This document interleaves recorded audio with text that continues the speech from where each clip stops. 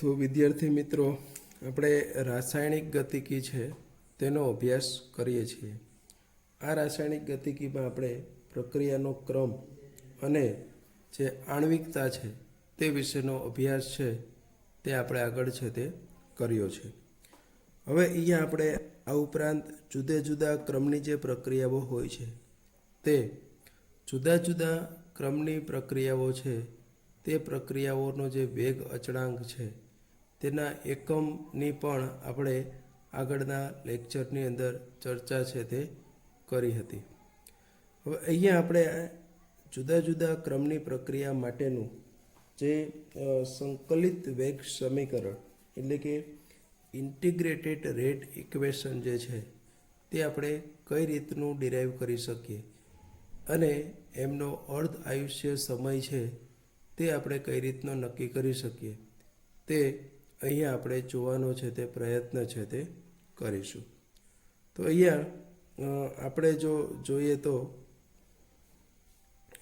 અર્ધ આયુષ્ય સમયની વાત કરતાં પહેલાં આગળ છે તે આપણે એની અંદર છે તે સરેરાશ વેગ સમીકરણ જોયું.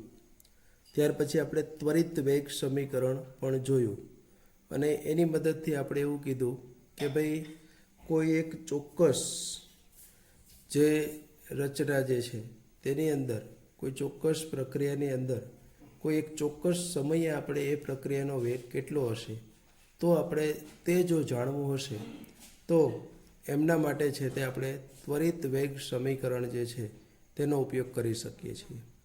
પરંતુ આપણે આગળ જોયું તે મુજબ આ ત્વરિત વેગ સમીકરણ માટે એમાં ઘણી બધી એ છે તે ટીડીએસ પ્રોસેસ એટલા માટે છે કે એની અંદર આપણે ગ્રાફ ડ્રો કરવો પડે છે. ગ્રાફ ડ્રો કર્યા પછી આલેખ ઉપરથી એનો સ્પર્શક લેવો પડે છે. એ સ્પર્શક છે તેનો આપણે ઢાળ શોધવો પડે છે. તો આવી ઘણી બધી મુશ્કેલીઓ છે તેની અંદર રહેલી છે. તો આ મુશ્કેલીની નિવારણ માટે આપણે અહીંયા જુદા જુદા ક્રમની પ્રક્રિયા માટે જે ઇન્ટિગ્રેટેડ રેટ ઇક્વેશન એટલે કે જે સંકલિત વેગ સમીકરણ જે છે તે સંકલિત વેગ સમીકરણ જે છે એ અહીંયા સમજવા માટેનો છે તે પ્રયત્ન આપણે કરવાનો છે. તો સૌપ્રથમ જે છે તે શૂન્ય ક્રમની જે પ્રક્રિયા છે તે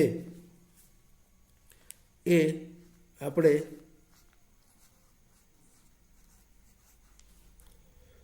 શૂન્ય ક્રમની પ્રક્રિયા માટે જે છે આ પ્રક્રિયા માટે આપણે જે સંકલિત વેગ સમીકરણ છે તે તારવવા માટેનો છે તે આપણે અહીંયા પ્રયત્ન છે તે કરવાનો છે.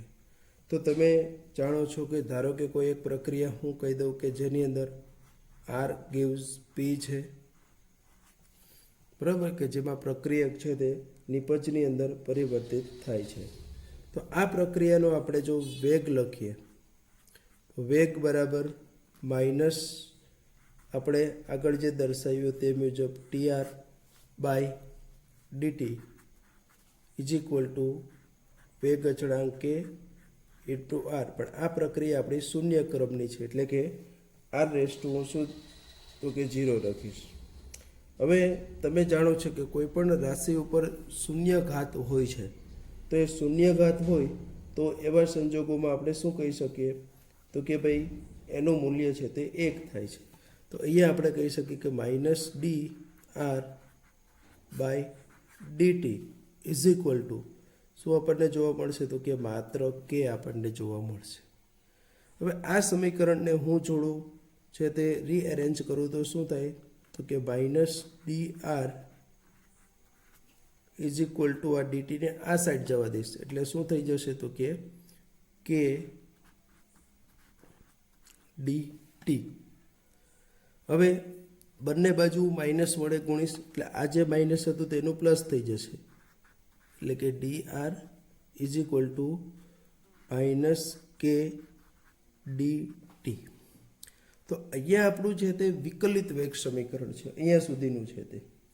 હવે આ સમીકરણ ધારો કે હું એને કહી દઉં સમીકરણ નંબર 1 તો આ સમીકરણ 1 જે છે તે સમીકરણ 1નું આપણે શું કરીએ તો કે બંને બાજુ સંકલન કરીએ, બરાબર ને, ઇન્ટિગ્રેશન આપણે કરીએ છીએ. તો એના માટે આપણે જે સંકલનનો નિયમ છે તે સંકલનનો નિયમ છે તે લાગુ પાડવો પડે છે, બરાબર છે.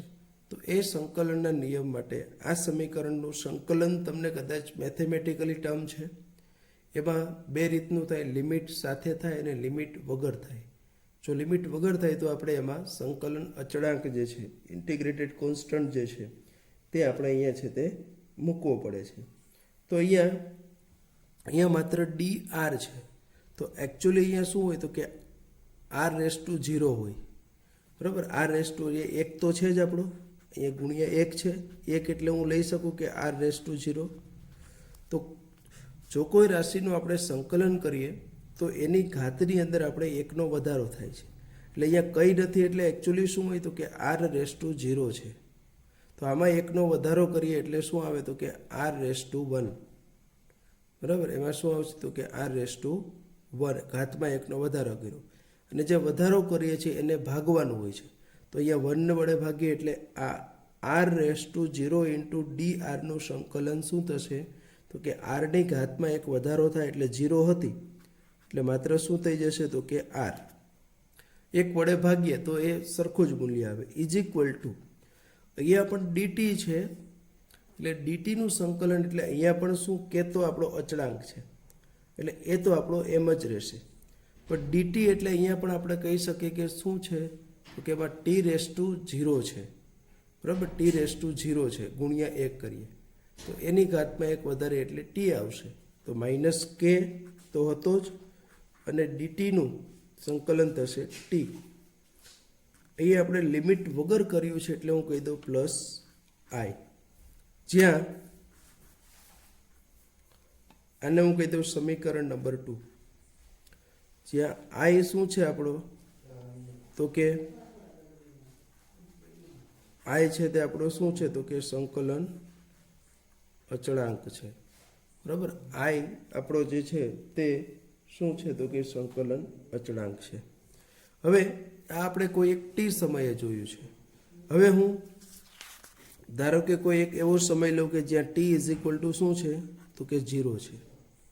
તો ટી ઇઝ ઇક્વલ ટુ 0 હોય તો એ પ્રારંભિક વસ્તુ થઈ. તો એ સમયે પ્રક્રિયકની આ જે આર છે તે ટી સમયની પ્રક્રિયકની સાંદ્રતા છે. તો when T is equal to 0 હશે, બરાબર છે, જ્યારે ટીનું મૂલ્ય 0 હશે તે સમયે આર બરાબર શું થશે તો કે એ સમયે આપણે આર બરાબર R0 એટલે કે પ્રક્રિયકની પ્રારંભિક સાંદ્રતા છે તે લઈએ છીએ. તો આ બંને કિંમત છે તે આપણે જ્યારે સમીકરણ નંબર આપણું 2 છે એમાં જો મૂકીએ તો આપણને શું જોવા મળશે તો કે એ સમીકરણમાં જો આપણે મૂકીએ તો એની અંદર આપણે કહી શકીએ કે ભાઈ આર હતો ત્યાં આપણે શું કરી દીધું તો કે R0 બરાબર છે ઇઝ ઇક્વલ ટુ હવે માઇનસ કે ઇન્ટુ ટી, પણ માઇનસ કે ટીનું મૂલ્ય તો શૂન્ય આપણે લખ્યું, પ્લસ આઈ આપણે કીધું. તો હવે શું થઈ ગયું તો કે R0 બરાબર શું થઈ ગયું તો કે આઈ. તો હવે આપણું જે 1 નંબરનું સમીકરણ એ પાછું લખી દઉં છું એટલે તમને ખ્યાલ આવે કે R is equal to minus K T plus I. આ આપણું સમીકરણ નંબર 2 હતું. હવે આ સમીકરણ 2 છે તેમાં આપણે જો આઈનું મૂલ્ય મૂકીએ તો શું થઈ જશે તો કે આઈ ઇઝ ઇક્વલ ટુ શું થઈ જશે તો કે R0 થઈ જશે. તો હવે આપણું એકચ્યુઅલ સમીકરણ તો શું થશે તો કે R is equal to minus K T plus R0 બરાબર છે, પ્લસ R0. આ આપણું છે તે એક ફાઇનલ સમીકરણ કહીએ છીએ. બીજી રીતે જો મારે કેવું હોય તો આ સમીકરણ શું થયું તો કે આ સમીકરણ જેને હું સમીકરણ નંબર 3 કહી દઉં છું. આ સમીકરણ 3 જે છે તે શૂન્ય ક્રમની પ્રક્રિયા માટેનું શું છે તો કે સંકલિત વેગ સમીકરણ છે. સંકલિત વેગ સમીકરણ જે છે તે કઈ તો કે શૂન્ય ક્રમની પ્રક્રિયા માટેનું છે. હવે આ સમીકરણને હું થોડુંક રીએરેન્જ કરું છું. તો આ માઇનસ કેટી છે તેને હું આ બાજુ લઈ જઈશ, એટલે શું થઈ જશે તો કે પ્લસ કેટી.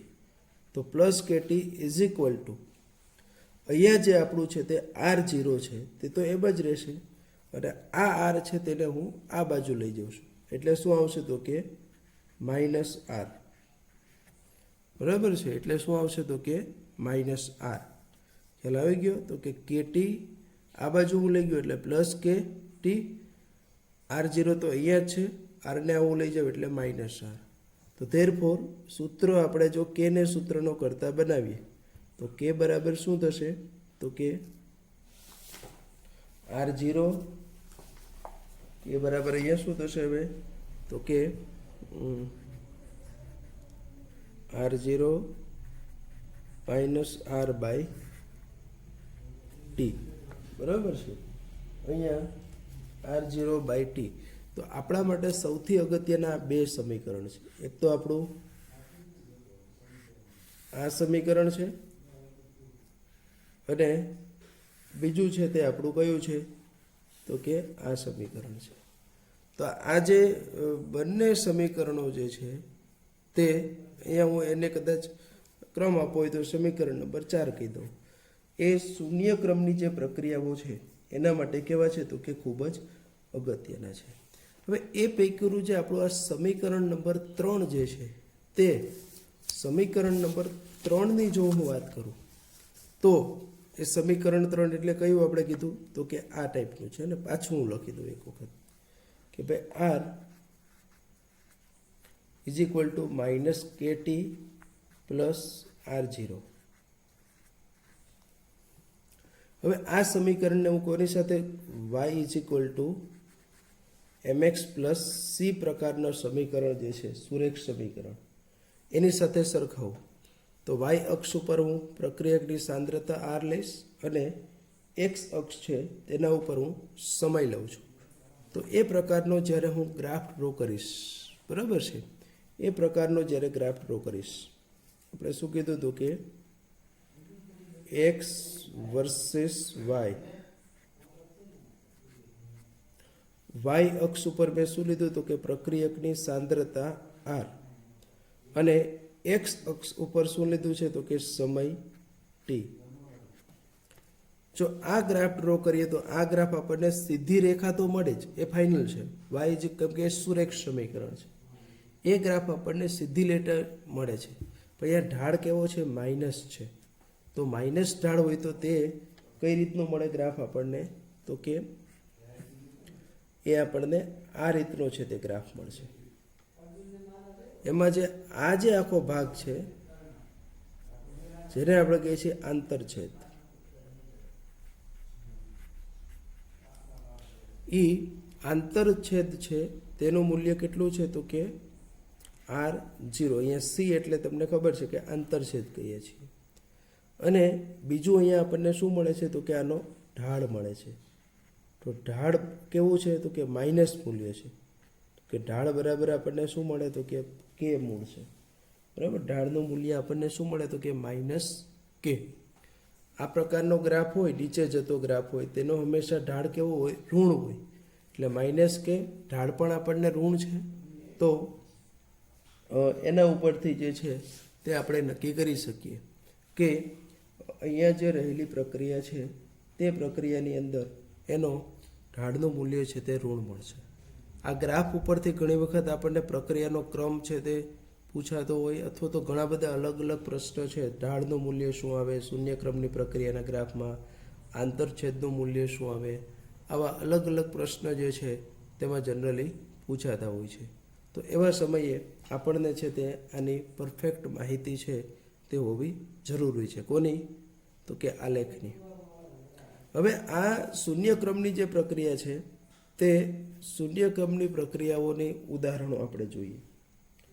સામાન્ય રીતે આપણે જે ઉત્સેચક ઉદ્દીપકીય પ્રક્રિયાઓ જે છે એમાં પણ ઉત્સેચક ઉદ્દીપકીય પ્રક્રિયાઓમાં પણ ખાસ કરીને જે પ્રક્રિયાઓ ધાતુની સપાટી ઉપર થતી હોય છે, બરાબર છે, જે પ્રક્રિયાઓ ધાતુની સપાટી ઉપર થાય છે તેવી પ્રક્રિયાઓ છે તે શૂન્ય ક્રમની છે.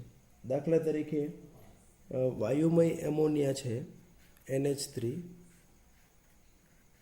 એ વાયુમય એમોનિયા છે તેનું વિઘટન જો આપણે કરીએ અને તે આપણે 1130 કેલ્વિન તાપમાને પ્લેટિનમ ઉદ્દીપકની સપાટી ઉપરથી કરીએ તો તમે જાણો છો કે એમોનિયાના વિઘટનથી આપણને શું મળે, તો કે નાઇટ્રોજન અને હાઇડ્રોજન મળે છે. પણ આને આપણે બેલેન્સ કરીએ તો આના 2 મોલ, અહીંયા 3 દૂને 6 એટલે 3 મોલ હાઇડ્રોજન મળશે. બરાબર છે. આ પ્રક્રિયાને જો આપણે સંતુલિત કરીએ તો 1 મોલ નાઇટ્રોજન અને 3 મોલ છે તે હાઇડ્રોજન મળે છે. તો આપણે એવું કહી શકીએ કે જે વાયુમય એમોનિયાનું પ્લેટિનમની સપાટી ઉપર જો આપણે ઊંચા દબાણે વિઘટન કરીએ તો એ શૂન્ય ક્રમની પ્રક્રિયા છે. એટલે આપણે કહી શકીએ કે એના માટે વેગ બરાબર શું થશે, તો કે K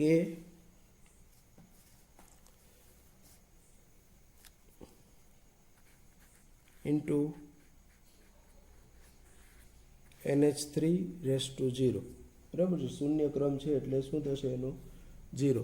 પણ NH3ની શૂન્ય ઘાત એટલે કે NH3 છે તે સાંદ્રતાથી એને પ્રક્રિયાનો ક્રમ છે તે એમોનિયાની સાંદ્રતાથી સ્વતંત્ર છે. એટલે અહીંયા શું રહેશે તો કે માત્ર ને માત્ર શું રહેશે તો કે K જ રહેશે. આપણો માત્ર ને માત્ર શું રહે છે તો કે K રહેશે. હવે આ પ્રક્રિયાની અંદર આપણે જો જોવા જઈએ તો એની અંદર અહીંયા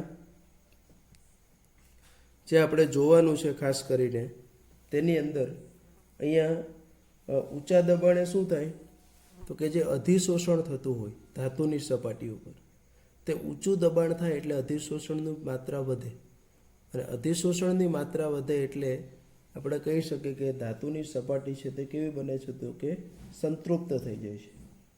અને આવી પરિસ્થિતિમાં જો આપણે એની સાંદ્રતાનો જો ફેરફાર કરીએ તો પણ એની કંઈ પણ પ્રક્રિયાના વેગ ઉપર છે તે અસર થતી નથી. આ જ રીતનું બીજું આપણે ઉદાહરણ લઈએ તો ગોલ્ડ એટલે કે AU નું, બરાબર, AUની સપાટી ઉપર જે HIનું ઉષ્મીય વિઘટન થાય અને એમાંથી જે આપણને H2 અને I2 મળે છે, બરાબર છે, એમાંથી જો આપણને H2 અને I2 મળતું હોય તો ગોલ્ડની સપાટી ઉપર આ રીતનું વિઘટન થઈ એ પણ આપણે કેવી છે તો કે એ પણ છે તે આપણી શૂન્ય ક્રમની જે પ્રક્રિયા છે તેવું આપણે કહી શકીએ છીએ. અહીંયા સાથે સાથે આપણે એ પણ જોઈ લેવું છે કે અર્ધ આયુષ્ય સમય બધા જ ક્રમની જે પ્રક્રિયાઓ હશે તે દરેક ક્રમની પ્રક્રિયાઓ માટેનો જે અર્ધ આયુષ્ય સમય જે છે તે અર્ધ આયુષ્ય સમયની પણ અહીંયા આપણે ડિસ્કસ છે તે કરવાની છે. તો આપણે કહી શકીએ કે સામાન્ય રીતે જે આપણો અર્ધ આયુષ્ય સમય, બરાબર, જેને આપણે કહીએ છીએ હાફ લાઈફ ટાઈમ, તો એ ખરેખર છે શું? પહેલો તો એ પ્રશ્ન છે કે ભાઈ અર્ધ આયુષ્ય સમય જે છે તે એકચ્યુઅલની અંદર શું છે? તો આપણે એવું કહી શકીએ કે પ્રક્રિયાનું પ્રારંભિક સાંદ્રતા જે છે તે પ્રક્રિયકની પ્રારંભિક સાંદ્રતા જે છે તે ઘટીને કેટલી થઈ જાય તો કે અડધી થઈ જાય, બરાબર છે.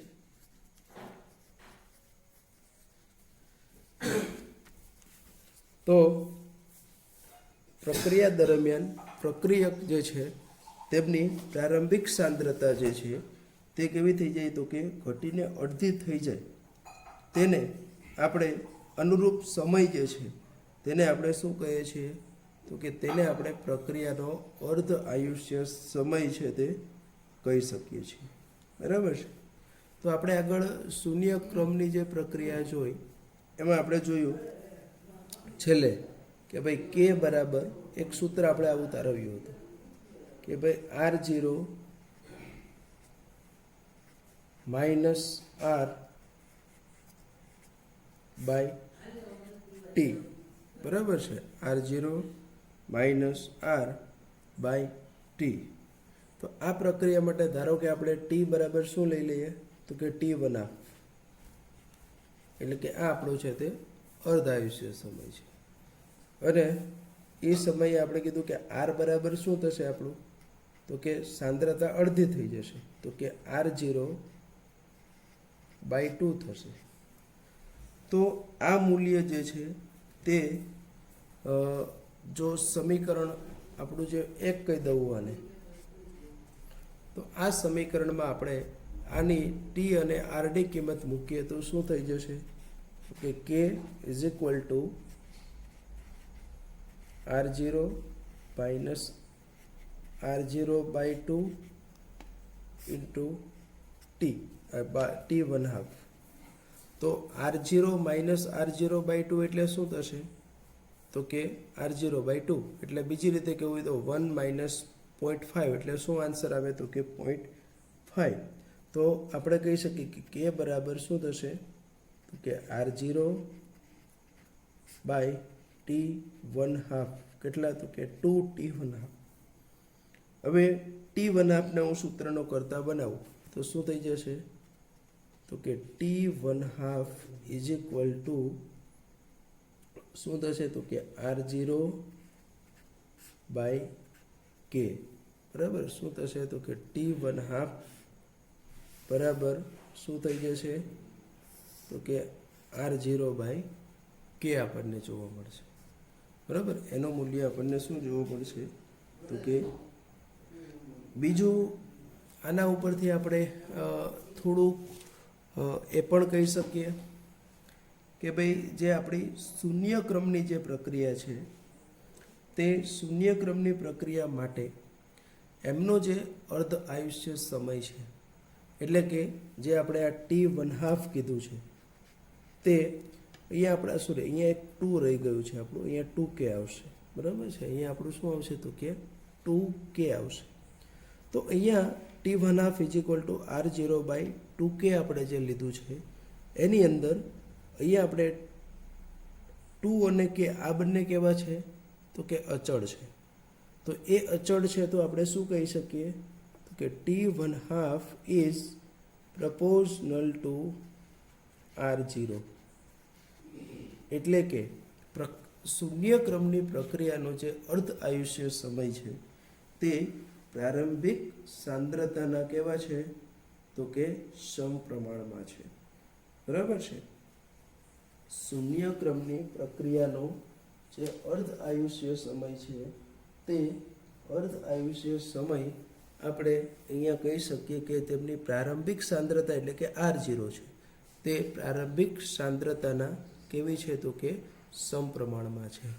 તો અહીં આપણે આજે પ્રક્રિયાની જે પ્રારંભિક સાંદ્રતા શું છે, એટલે કે આપણે સંકલિત વેગ સમીકરણ, એમાં પણ આપણે જે શૂન્ય ક્રમની પ્રક્રિયા છે તે શૂન્ય ક્રમની પ્રક્રિયા માટે આપણે સંકલિત વેગ સમીકરણ તારવ્યું, એનો ગ્રાફ ડ્રો કર્યો અને એ શૂન્ય ક્રમની પ્રક્રિયાનો છે તેના અર્ધ આયુષ્ય સમય શું છે અથવા તો એનું સૂત્ર તારવ્યું આપણે, અને એના ઉપરથી આપણે એ પણ કહી દીધું કે ભાઈ અર્ધ આયુષ્ય સમય જે છે શૂન્ય ક્રમની પ્રક્રિયા માટે છે તે પ્રારંભિક પ્રક્રિયકની પ્રારંભિક સાંદ્રતા જે છે તે પ્રક્રિયકની પ્રારંભિક સાંદ્રતા છે તેના સમપ્રમાણમાં છે.